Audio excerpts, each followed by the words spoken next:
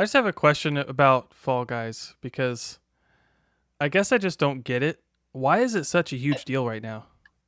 Okay. It's a party So game. That's Yeah, it. It's a but party how game many other from party games Devolver. have come out that don't have this kind of buzz? It's Um, Like how much buzz was Gang Beasts when it came out?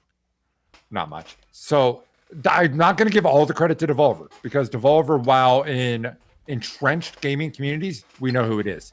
Devolver is not a household development or publisher house. Mm-hmm. It's not a household name. Dude, they got out there with the marketing.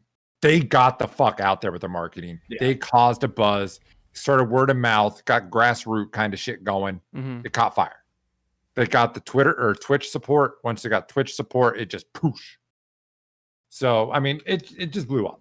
I was just curious because I mean, I see it and it looks like it would be, like a fun party game or whatever, but I don't know, I guess I just didn't see the hype. Like why is everybody so excited to try the beta and so excited to try it out? I wasn't necessarily so excited, but it was free beta, so that's always a nice thing to try. Okay. So you can just play. Yeah. But it hits on something that games have tried to do this and haven't been able to succeed, to take the Mario Party formula. This isn't Mario Party. So what I'm saying is very loosely connected, but like Pummel Party, it's trying to take the Mario Party thing because people like minigames. People like that kind of game. This is more fast paced. It's quicker. It's goofier. It uses some of the ragdoll mechanics that they've realized people like from games like Humans Fall Flat and Gang Beast and shit. And they kind of play with that a little bit. It's not as in depth as you get on Gang Beast, but it still has the folly, clumsy ass physics of it.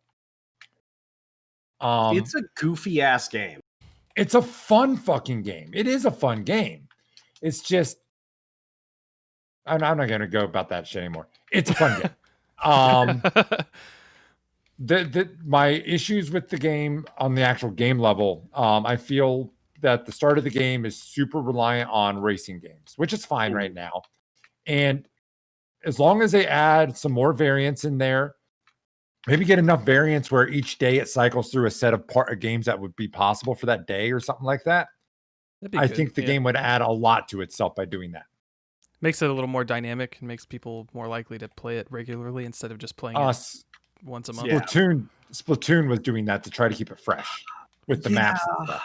That annoyed the hell out of me though, until I realized that by doing that, Splatoon completely avoided the issue, just like Halo did back in the day, of having multiplayer modes with nobody in it, right? Like there are certain modes in CS:GO today that have no one playing. I want to play Demolition, really tiny maps, and it's kind of like casual CS, but super quick, fast, rapid fire rounds, and nobody plays that. But with Splatoon, if I want to play a certain mode, I know, hey, at this time, that's the only shit around. You're going to play this, or you're not playing Splatoon, and I know they still had their matchmaking, but I was talking even more so it's like in their matchmaking, they limited the maps. Yeah. So like you had 3 maps for your rank. Does that to some extent, right? Yeah, they don't hard cap it. They just randomly choose it for you. Yeah. So they don't time lock them. Like Splatoon was literally like, hey, for the next 5 hours, this is the only 4 maps that are going to be in rotation. So I'm not suggesting that's what they do per se, but just something to give it a little more. Right now, the game's fine, but I still question its staying power with the current buzz. But something like that, adding some more variants, would definitely help with the staying power. That said, it's a $20 game. I've already feel I've gotten my $20 out of it. Its in-game market is possibly one of the better in-game markets I've ever dealt with. So I have not looked at the in-game market at all. There's 2 types of currencies. There's like this coin, and then there's crowns. Coins you get for every time you play, you get coins. You always get coins every time you play. You get a crown every time you win. Oh, okay. And so I was thinking at first it's going to be like Rainbow Six. Anyone who's familiar with Rainbow Six Vegas or Rainbow Six Siege, you have an in-game currency you can buy ops with. I bought a brand new op with in-game currency, and I think I played the game for like a month and a half, 2 months straight before I could buy that fucking op. Like you don't get much of that currency. This game's not like that. Just from playing today, I bought everything that was available on the market today with the currency or with the coins. The win currency is a little different. You're never going to be able to buy everything with the win currency because you got to win. You're 1 in 60. Your odds of winning are not always going to be that great. But there's never they give you just enough where you feel like you're making good progress towards the items you want, but not enough to where you get them in a game or two. So, I mean, it feels good. They've got that level perfectly set. And the items, they're good. They look fun. The costumes are stuff that you look at like, man, I want that. That looks fucking rad. It's not just like some little skin that you're like, oh, that sucks. Like the shit looks good. They put a lot of time and thought, I think, into some of their cosmetics. I like And the I think idea that's- of the win currency. Yes. Kind of cool. And as long as it can't And, be cheesed in any way by like partying up with friends or something. I think you that's a can really cheese cool. a little bit, but it's elimination based. So you all have to make it to the last round. Yeah.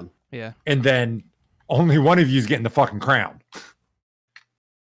But I like that because it gives a reward and incentivizes winning, but it doesn't punish people for not winning because you still have that other currency you can rely on.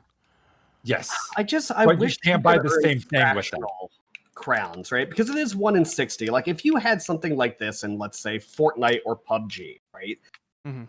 I would never have any crowns whatsoever because I'm never going to win, right? I've won 1 round of Fall Guys, and it's not nearly as difficult as winning a round of Fortnite or PUBG. At least not, it hasn't been for me so far. Mhm.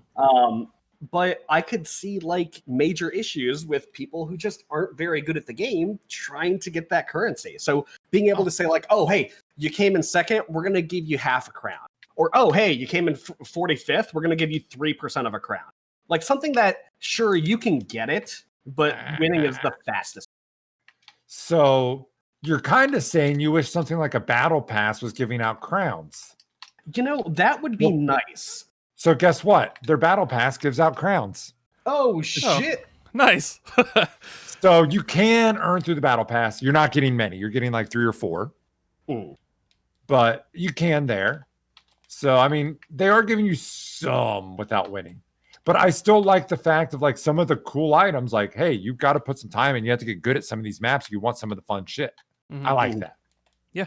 And because it's a barrier for cosmetics, it's not a barrier for actual game functionality. So I don't mind. A barrier for being good to looking cool is okay with me. A barrier to being good to having better maps and stuff, no. So I'm fine with it. Yeah. I think this is rad. Yeah. Like I said, I got slammed as a hater, told I don't like the game, blah, blah, blah. It's a fun game. I really enjoy it. Their market is excellent. It's $20, or if you have a PS Plus account, pick that shit up for free.